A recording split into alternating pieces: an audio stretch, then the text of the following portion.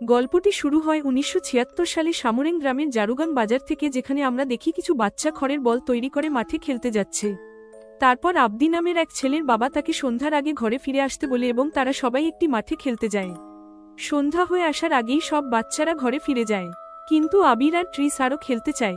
তখন তাদের বলটি যেয়ে একটি ফসলের ভেতরে পড়ে যায়।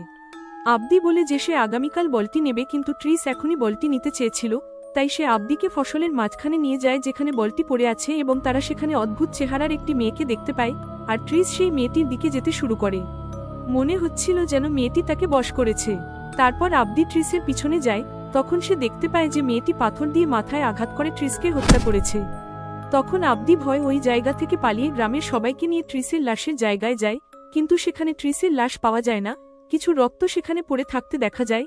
তারপর গ্রামের লোকেরা নদীর দিকে যায়, যেখানে তারা ট্রিসের বিভৎস লাশ পড়ে থাকতে দেখতে পায়, যা দেখে গ্রামবাসীরা অনেক ভয় পেয়ে যায়।